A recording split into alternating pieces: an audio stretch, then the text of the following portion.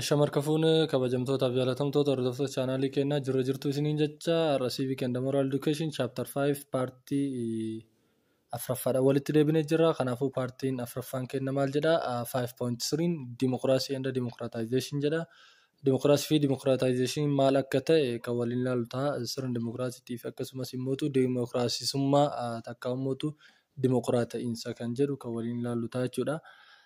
So 5.3.1 is what defining democracy or definition of the term democracy. So you are familiar with the term democracy, as you know. So the word democracy refers to the idea of rule by what? The people or government by what? The people. Kanaafuu akka duraanii san hin beekani demokiraasii namni hin beekne jiru. Demokiraasiin jecha Giriikii lamarraa dhufe diimoo fi Kratos kan jedhamurra diimoo jechuun maalidha uummata yoo ta'u Kratos jechuun immoo bulchiinsa jechuudha. Kanaafuu bulchiinsa uummataa jechuu akka ta'e ni beektan jedhee yaada. Sanirra kanaaf immoo jechi demokiraasii jedhu kan inni agarsiisudha. Idea of what? Rule by the people. Yaada uummataan maal ta'u hoogganamuu takka uummataan gaggeeffamuu or government by the people yookiin immoo mootummaan uummataan gaggeeffamu takka mootummaan uummataan ta'ee fi akkasumas immoo murtii fi seerri uummataan ta'e maal jedhama? Demokiraasii akka jedhamudha. Asirraa wanti hubachuu qabnu. Kanaafuu if you are asked to define the term democracy, so you can define democracy is the idea of what? Rule by the people or government by the people is known as what? In short, democracy jennaani. To mean government comes from people. Kana jechuun to mean maal jechuun kenna government comes. Kana jechuun kenna jedha. Government by the people jechuun kenna maal jechuudha jedha. Government comes from the people. Mootummaan biyyuma san irraa dhufe dhuguma. Biyyarraa filame akka sirna demokiraasiitti uummatatu namni kun nu bulchuu danda'a, nu gaggeessuu danda'a, nu hoogganuu danda'a jedhee bakka buusa waan ta'eef kanaafuu government by the people means or rule by the people means what? That government comes from what? Or take out from us the people. So that government is subset of what? The people. So in the case of democracy, in a short, we can mean that democracy means government comes from what? People in a short.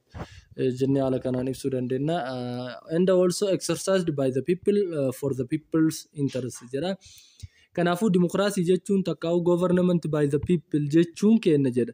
Mootummaan eenyurraa dhufe uummatarraa dhufe jechuudha. Akkasumas immoo exercised by the people uummataan gaggeeffama takkaa'u uummataan hojiirra oola jechuudha. Akkasumas immoo fedhii uummataatiif dhaabbate jechuudha. Mootummaan fedhii uummataatiif dhaabbate, mootummaan uummataan gaggeeffamu, mootummaan uummatarraa dhufe maal jedhama salphumatti? Government by the people jedhama yookiin immoo indirectly demokiraasii jedhama jechuudha.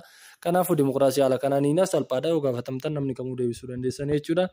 In a democracies, rulers are what? Held accountable for their action in the what? Public realm and citizens acting directly through what? Cooperation of their elected representative jedha. Kanaafuu sirna demokiraasii keessatti rulersiin jedha.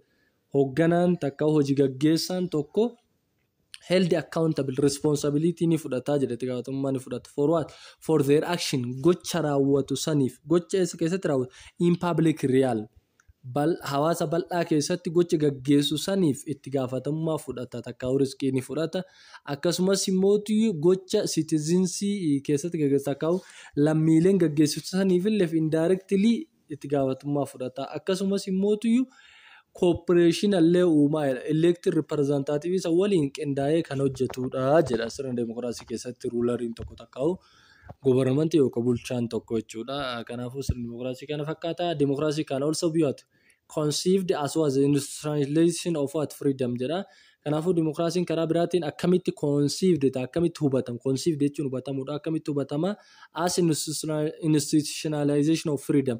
Dhaabbata bilisummaa takkaa'u dhaabbata birmadummaatti kan hubatamudha. Kanaafuu demokiraasii jechuun institutionalization of what? Freedom. Dhaabbata bilisummaan takkaa'u birmadummaan irraa kennamuudha takkaa'u dhaabbata bilisummaan keessa jirutu demokiraasii jedhama jedhee karaa kanallee ni hubatama jechuudha. In this case it refers to as the process of organizing agencies that can what?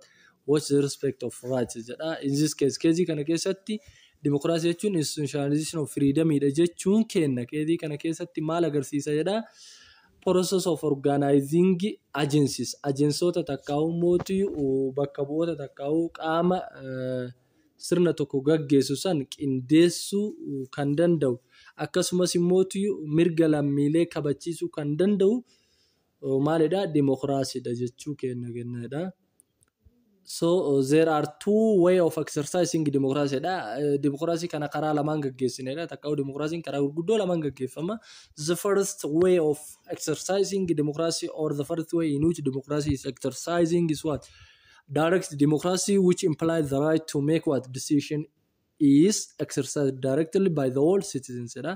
Kanaafuu karaa lamaan akka gaggeeffamu sirni demokiraasii kun takkaa'u demokiraasiin kun karaa kallattiitii fi alkallattiiti. Karaa kallattii kan jennuun yoo maal ta'edha implies direct demokiraasiin kun maal agarsiisedha the right to make mirga maal gochuutedha mirga decision takkaa'u mootuyyuu ijjannoo takkaa'u murtoo tokko murteessuutii jedha. Murtoon suni kan maal ta'e kan maal hin gaggeeffamu kallattiimaan all citizensiin takkaa'u lammiileen biyyattii keessa jiru hundi irratti hirmaatee decision san mirga raawwachuu kan qabatu ta'e takkaa'u murtoo tokko lammiileen guutuun itti hirmaatee mirga murteessuu yoo kan qabaatu ta'e dimokiraasii akkasii saniin takkaa'u dimokiraasiin haala kanaan gaggeeffame maal jedhama direct dimokiraasii jedhama. Dimokiraasiin haala kanaan gaggeeffame haala kallattiitiin gaggeeffame dimokiraasii kallattiin gaggeeffame maaliif jennaan representatiiviin hin jiru bakka bu'aan hin jiru citizensiin hundi osoo bakka bu'aatiin hundi isaanii irratti hirmaatanii murtoo tokko murteessan bakka takkatti ba'anii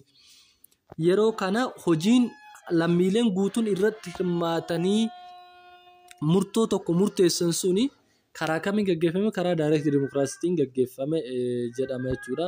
Kanaafuu direct demokiraasiin yoo lammiileen hundi isaaniitu osoo representatiivii tokkollee ofirraa fuudhan hundi isaaniitu bakka tokko waan tokko irratti hirmaatanii murtoo tokko kan murteessan ta'e haalli isaan demokiraasii ittiin gaggeeffatan kun direct demokiraasii jedhama jechuudha. Inni lammaffaan immoo indirect demokiraasiidha. Indirect demokiraasiin immoo faallaa isaa refers a government in which citizens exercise their rights and freedoms and what discharge their obligation but through what representative jedha.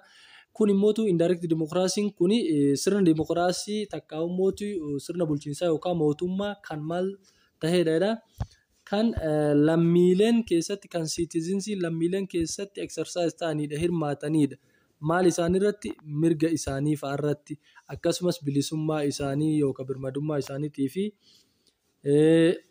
obligation takkaa'u dirqama isaanii fudhatu irratti takkaa'u mootii raawwachuu takkaa'u mootii bahuu isaanii irratti kan hirmaatanidha jedha. Garuu ka citizensiin hundi bakka takka irratti hirmaatu osoo hin taane karaa kamiin irratti hirmaatanii sirruu representative karaa representative isaaniitiin bakka bu'aa isaaniitiin yoo lammiilee sanirraa bakka bu'aan isaanii jiraatee bakka bu'aan isaanii mirga isaaniitiif dirqama isaaniitiif bilisummaa isaaniitiif kan dubbatu ta'e sirni dimokiraasii karaa bakka bu'aatiin mirgaa fi dirqamnii fi akkasumas mootuyyuu bilisummaa lammiilee ittiin eegamu kun indirect dimokiraasii jedhama jechuudha. Kan mootu lammiileen ofii isaaniitiin mirgaa fi dirqamaa fi akkasumas mootuyyuu maalii firiidamii isaanii ittiin eegsifatan sun mootu direct dimokiraasii jedhama. Kanaafuu direct dimokiraasii fi indirect dimokiraasiin garaagarummaan isaa kana fakkaata jechuudha. Kanaaf inni lammaffaan values and principles of democracy dha. Sonaa fi dambiilee takka mootu ittiin bulmaata yookaan qajeelfama demokiraasii dha. Mee sonni takka mootu dambii fi duudhaa fi qajeelfama yookaan ittiin bulmaan demokiraasiin qabu maali? Duudhaa fi qajeelfama demokiraasii waliin ilaalla. There are three core values that are what central to the concept of democracy jira. Value takka mootu duudhaalee gurguddoo yookaan ijoo ta'an kan sirna demokiraasiitiif barbaachisoo ta'an takka mootu handhuura ta'an gurguddoo sadiitu jira. Mee vaaliiwulee san takka takka waliin ilaalla jechuudha. Kanaafuu vaaliiwuu sadii qaba. Pirinsipilii isallee gama gadiitti kan waliin ilaalu ta'a. Ammaaf vaaliiwuu gurguddoo takka mootuyyuu duudhaa gurguddoo sadii qaba. Duudhaan inni tokkoffaan laayibartii jedhama. Inni lammaffaan jastisiidha. Inni sadaffaan ikwaalitiidha. So laayibartii is what? This value includes personal freedom jedha. Kuni vaaliiwuun takka duudhaan laayibartii kuni kan maal agarsiisu namummaa duudhaa namummaa of keessaa qaba. Namummaan kun maal agarsiisa? Include personal freedom birmadummaa nama tokko nama dhuunfaa tokko kan of keessatti qabatu inni namummaa jedha waan ta'eef. To mean that individuals should be free from arbitrary arrest and what search jedha. Qaama dhuunfaa tokkoon adabamuu fi akkasumas immoo cunqurfamurraa lammiin dhuunfaa tokko bilisa ta'uu qaba jedha. Liberty value kun kana ibsaa jechuudha. the right to participate freely in political process. Amma lemmotu mirga lammiin dhuunfaa tokko bilisaan sirna siyaasaa takka adeemsa siyaasaa tokko keessatti hirmaachuu mirga qaba jedhee ibsa liberty value kun. Akkasumas immoo economic freedom birmadummaa dinagdee takka ummootu leecaaloo namni dhuunfaa tokko qabullee takka right to property and the job for the individual is included or stated by what liberty values of what democracy jedhama. Kanaafuu duudhaan dimokiraasii inni liberty jedhamu kun takka inni namummaa jedhamu kun kan inni of jalatti qabataa jechuudha. Tokkoffaa irratti inni kun kan inni dhaabbateef freedom takka birmadummaa nama dhuunfaatii fi kan jechuun namni dhuunfaa tokko qaama kamiin cunqurfamuu fi akkasumas immoo hidhamuu miidhamuu hin qabu jedha. Akkasumas immoo lammiileen tokko takka namni dhuunfaa tokko sirna adeemsa siyaasaa keessatti bilisaan hirmaachuu mirga guutuu qaba. Sirna dinagdee bilisummaa sirna dinagdeellee takka bilisummaa leecaalollee qaba jedha. Takka mirga qabeenya horachuu fi hojiillee hojjechuu guutuu qaba jedha namni dhuunfaa tokko. Kanaafuu this value is what known as liberty values of what democracy. Inni lammaffaan immoo justice value dha. This includes distributive justice. In justice cases there are 3 types of justice. Particularly the justice that we are talking about in a democracy is known as what distributive justice. Kan jennu hunda jechuudha. Haqummaa raabsaa takka ummootu qoqqoodinsa qabeenyaa haa ta'u benefitii burdensii fi sarvisii hawaasaa jechuudha. Fairly distributing benefits and burdens in society dha. Itti gaafatamummaa takka aangoo fi akkasumas immoo wantoota tajaajila hawaasaa ta'an tokko bifa bilisa ta'een qooduu kan ibsu duudhaalee dimokiraasii keessaa justice dha jechuudha. Corrective justice and also there are corrective justice. Corrective justice proportional response to correct wrongs and injuries jedha. Miidhaa fi akkasumas dogongora kana dura raawwatame saniif maal bakka buusudha response itti kennitu waan san sirreessudha jechuudha. Dalagaa dogongoraa fi miidhaa kana dura raawwatame san haqummaadhaan sirreessuulleen corrective justice dha. One of the values of democracy dha jechuudha. And the procedural justice in maal ibsa same steps with openness should be what used for gathering information and making decision jedha. Murtoo tokko murteessuu fi information tokko walitti qabu irratti steppii adda addaa fayyadamtee akka steppii wal fakkaataa fayyadamtee karaa sirrii ta'een information dhugaa ta'e guuruu fi murtoo sirrii ta'e murteessuun immoo procedural justice jedhama jechuudha. Steppii isaa hordofuudhaan takka duuka buutee follow gootee waan sana hordofu. So there are 3 values of the democracy. The first one is liberty, the second one is justice. There are 3 justice that we are talked about under the concepts of the values of democracy. The first one is distributive justice. So you have to know the definition of distributive justice. Distributive justice means fairly distributing benefits and burdens in a society is determined under what? Distributive justice. The second type of justice is corrective justice. Corrective justice is the justice which indicates that proportional response to correct wrongs and injuries. The third type of justice that you are talking about under here is procedural justice, which indicates that the same steps with opinions should be what used for gathering information and making decisions jedha. Kanaafuu gosa justice kana sadanuu hiikaa isaa waliin beekuu danda'u qabaata. Maybe from irratti isin gaafatuu danda'a, filannoo irratti isin gaafatuu danda'a. Hiikaa isaa kan mattuu keessa jiru kana waliin likkitti adda baaftanii beekuu danda'u qabaatan jechuudha. The third values of democracy is what? Equality. So 3 notions. There are 3 notions or 3 forms of equality that we are talking about under here. The first one is equality at political, which means political equality or equal political rights, or in short, one man, one vote. Kana jechuun gosni walqixxummaa foormii walqixxummaan hojjalatti ilaalullee 3 tokkoffaa walqixxummaa siyaasaati. Walqixxummaan siyaasaa maal agarsiisa? Namni tokko sirna siyaasaa keessatti hirmaachuu mirga akka qabuu fi akkasumas immoo gabaabumatti namni tokko sagalee tokko akka inni qabu kan agarsiisudha jechuudha. Mirga sagalee tokko qaba jechuun qaama tokko filachuu mirga qaba jechuudha. The second types of equality or notion of equality that we are talking about in here or under this concept is known as what? Social equality, which express or indicates that no discrimination whatsoever jedha. Bakka social equality jechuun homaata irrattuyyuu discrimination hin barbaachisu qoqqoodumsi hin barbaachisu jedha. Haala kamuu keessatti ilmi namaa takka hawaasni tokko walqixa ta'uu qaba, carraa walqixa argachuu qaba jedha. The third notions of equality is economic equality, equal and fair assessment to the National Resources Service jedha. Tajaajila qabeenya uumamaa saba sanii takka'uu biyyattii sanii horachuu irratti walqixxummaa fi haqummaan barbaachisaadha. Takka'uu namni tokko mirga walqixaa qaba jedha. Qabeenya uumamaa tajaajila qabeenya uumamaa takka'uu qabeenya uumamaa biyyattii san keessa jiru fayyadamuu mirga walqixa qaba jedha.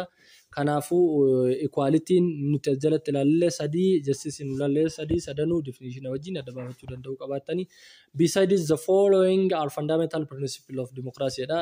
Isaan alatti immoo dabalataadhaan kanneen armaan gadii fundamental principle democracy jedha. Erga value ilaalle amma immoo principle democracy ilaalla. Principle democracy kanneen armaan gadii naannoo akkas sagaliiti. Isaanis kan tartiiba waliin ilaallu ta'a jechuudha. Value sadii fi principle bu'uuraa ta'e sagal kan of jalaa qabudha. Sagalan san keessa inni tokkoffaan popular sovereignty dha. Birmadummaa uummataati. Birmadummaan uummataa one of the principle which govern the democracy system or which the democracy system is governed by jennaani. Sirni democracy qajeelfamoota akka dambiilee inni ittiin bulu keessa dambiin tokkoffaan takka qajeelfamni tokkoffaan inni of keessaa qabu birmadummaa uummataa takka birmadummaa hawaasaati. It is when citizens hold the ultimate authority over public officials and their policy jedha. Imaammataa fi akkasumas immootu biiroo takka immootu dhaabbata caalaa yoo uummanni aangoo harka isaa jiraachuu kan danda'u taate Demokiraasiin suni pirinsipilii maalii qabeenyaan popular sovereignty pirinsipilii qabeenyaan birmadummaa uummataa ni qabeenyaan yoo aangoon guddaan harka uummataa ka jiraatu ta'e mootummaa caalaa takka public official caalaa akkasumas immootu imaammata sawarra qabu caalaa jechuudha. On the other side, popular sovereignty in a democracy assumes the principle of majority rule and minority right principle jedhu kan hordofuudha jechuudha. Yoo majority ilaal majority rule minority right mirgi warra xiqqaa kabajamee sagalee warra hedduu takkaawu warra baay'ee kan dhagahamu taate principle akkasiin popular sovereignty jennaan jechuudha. Kanaafuu popular sovereignty principle is known as what majority rule minority rights jennee ala kanallee ibsuu dandeenya. Inni lammaffaan immoo constitutional supremacy dha, olaantummaa heeraati. This is a principle that puts the constitution at the highest level in hierarchy of laws jedha. Sadarkeessa seeraa keessaa heera gubbaa olirra principaliin kaa'u constitutional supremacy kan jedhamudha.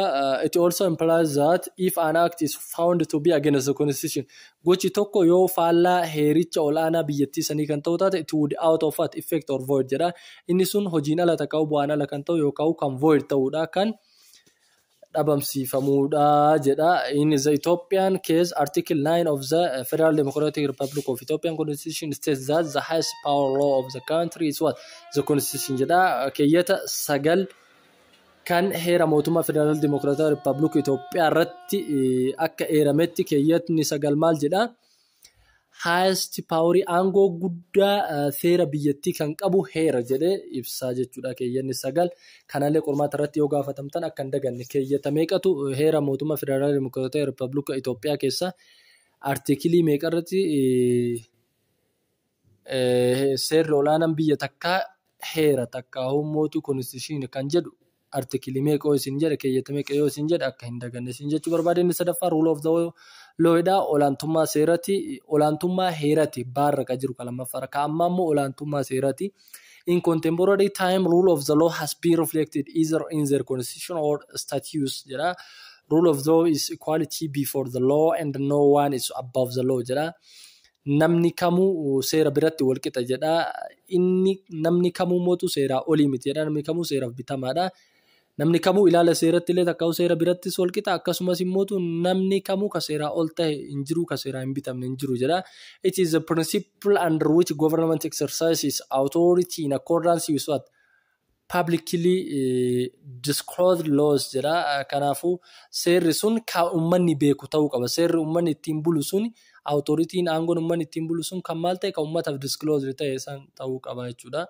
Uummataaf ifa ta'e beekamisan ta'uu qaba malee seera dho'isatiin hoogganamuu qabu jechuudha. The law must treat and punish all in the country in the same way jedha. Loo'ichi suni takkaa'u seerri olaanaan biyyattii suni lammiilee biyyattii keessa jirtu haala walqixa ta'een takka adeemsa wal fakkaataadhaan adabuu qaba. Adeemsa wal fakkaataadhaan illee mootu ilaaluu qaba. Ilaalcha wal fakkaataa fi ilaalcha wal fakkaataadhaan adabuu danda'uu qaba.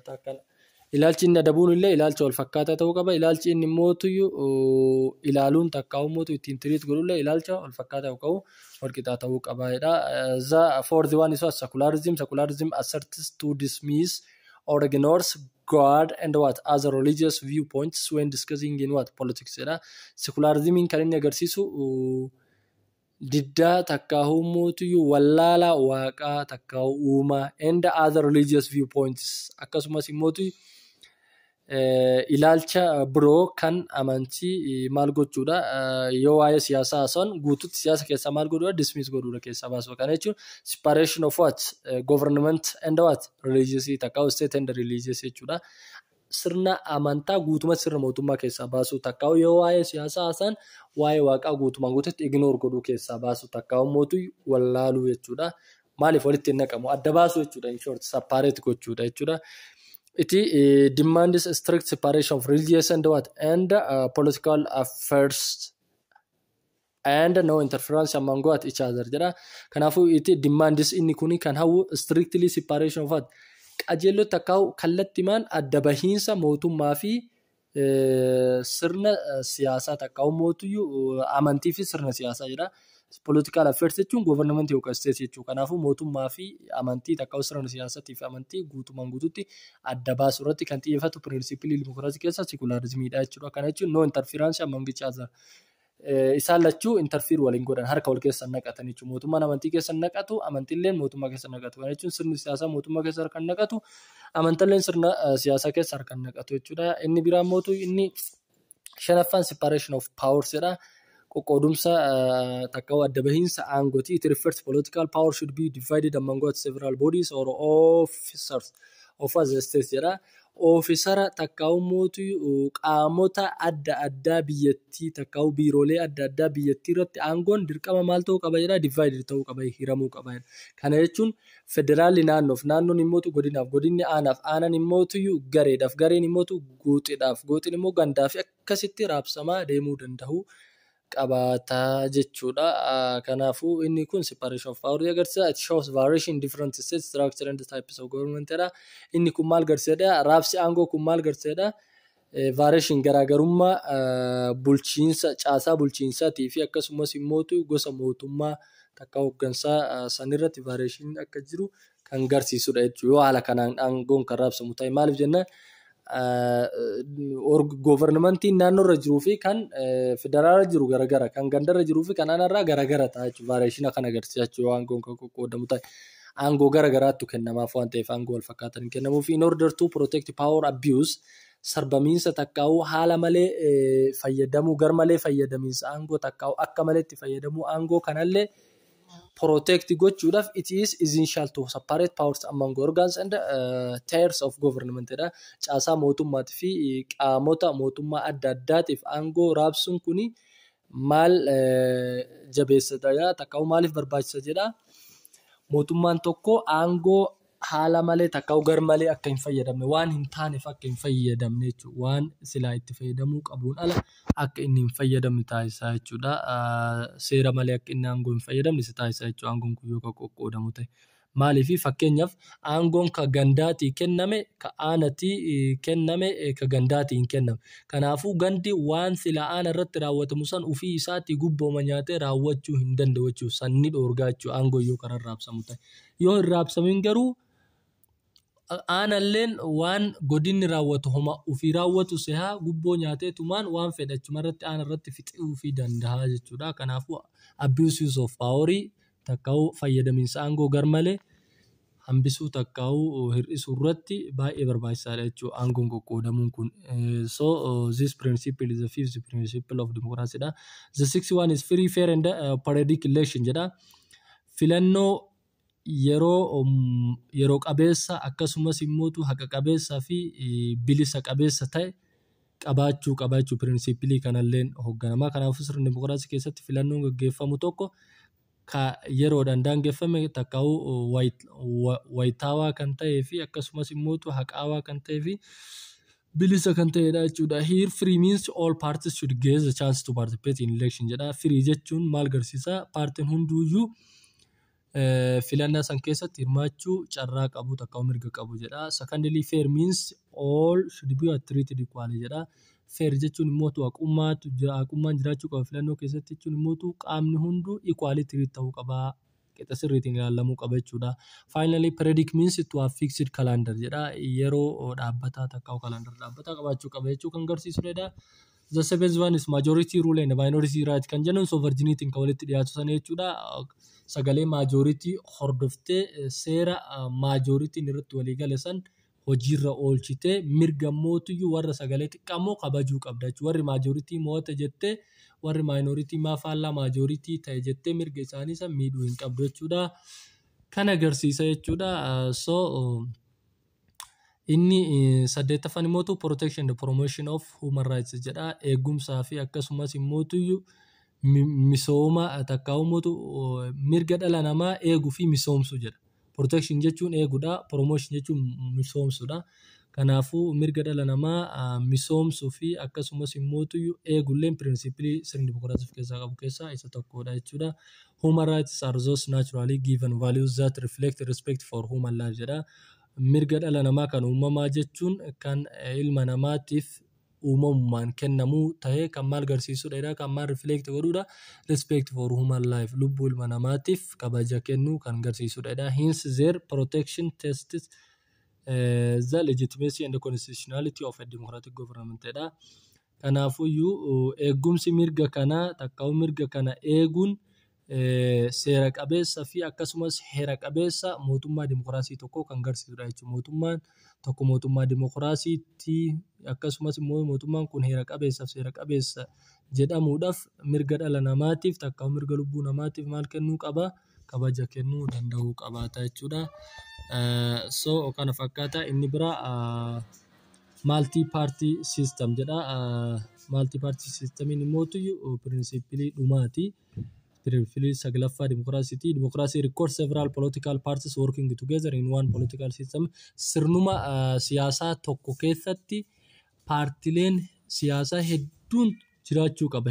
Dimokiraasiin tokko dimokiraasii ta'uudhaaf dhaabbilee siyaasaa garaa waliin qindaa'anii sirnuma siyaasaa tokko keessatti waliin hojjechuu danda'uu qabaatan jechuudha. Kunillee pirinsipilii isaati. Inni biraan immoo maal jedhaa? Inni biraa actors of democratization jedha. Sirna dimokiraata'iinsaa kanaaf aktaroota kan tahan maal fa'atu dimokiraasii lafa qabsiisan. Aktaroonni dimokiraasiin akka lafa qabatu takka'u democratization fidan godhan maal fa'a? Tokkoffaarratti political partyidha. Lammaffaarratti miidiyaadha. Sadaffaarratti civic societyidha. Tartiiban kan waliin ilaaltaa. Tokkoffaa mee political partyin akkamitti sirna dimokiraasii lafa qabsiisa?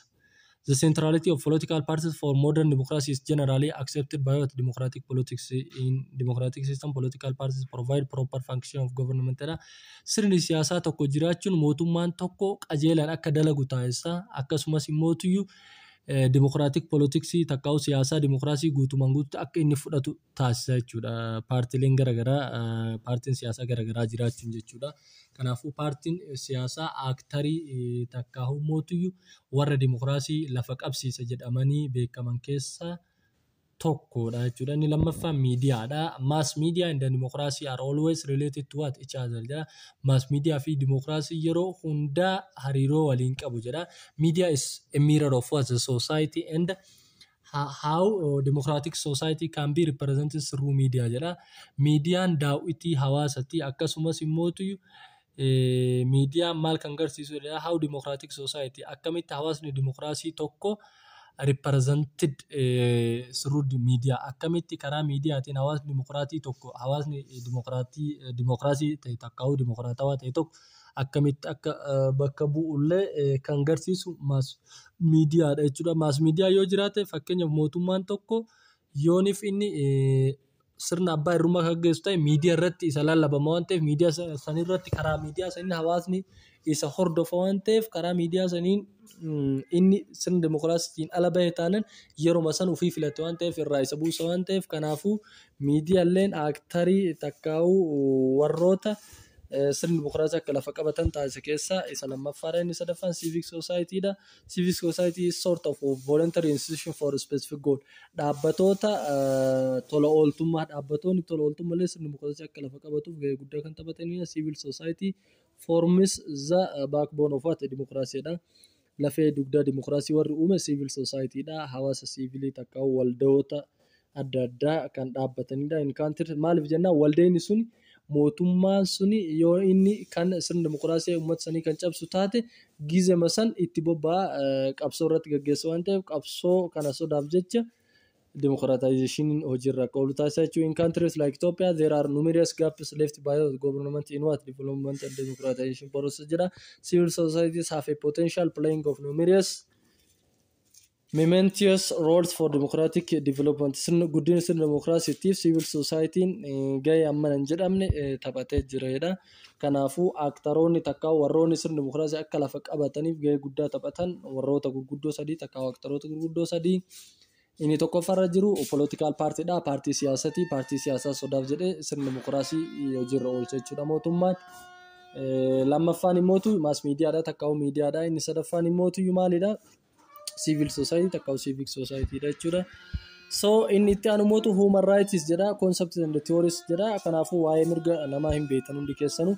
Human rights are basic to humanity and apply to all people anywhere jedha. Ilma namaatiif iddoo kamittuu kan kennamuufi fi akkasumas immoo dhala namaatiif bu'uura kan ta'edha yeroo jalqabaatiif kan kennamudha. It infers fundamental entitlements belonging to every member of human race jedha. Sanyii ilma namaa miseensa sanyii ilma namaa kamiifuu kan kennamudha. As to UDHR article 2 stipulates that human rights belong to what? Every human being without a distinction of any kind. Also addan qoqqoodamne akka artikelii lammaffaa UDHR takka humootu mirgi eegumsa dhala namaa keeyyata lammaffaa irratti ibsutti mirgi dhala namaa kun takka mirgi uumamaa kun kan uumamaan ilma namaa kamuu osoo gosa kamiinuu addan baafne kennamuufidha jedha. Human rights are established upon some main principles including universality, inalienability, indivisibility, or apply in its fullest form and interdependence. Kanaafuyyuu human rights kun mirgi dhala namaa kun kan inni established ta'e main principle gurguddoo afur irratti hundaa'ee dhaabbatee jechuudha. Takka uummatu hojiirra oolee pirinsipiliin gurguddoo mirgi dhala namaa takka mirgi uumamaa irratti hundaa'u kun afurii tokkoffaa irratti universalityidha. Lammaffaa inalienabilityidha. Sirraa fuudhamuu dhabuudha. Inni biraa indivisibilityidha. Qoqqoodamuu dhabuudha. Takka uummatu mulqamuu dhabuudha. Inni biraa immoo interdependencyidha. So those four principles are the main principle on which the human rights are established jennaan jechuudha. Pirinsipilii mirgi uumamaa dhala namaa irratti ijaarame takka irratti qindaa'e jennaan. Pirinsipilii kanaaf isin gaafachuu danda'a, barreessuu danda'uu qabaatanii UDHR irratti illee artikelii meeqa irratti mirgi uumamaa dhala namaa ibsamee isin jedhame artikeltuu akka ta'e akka hin daganne isin jechuu barbaada.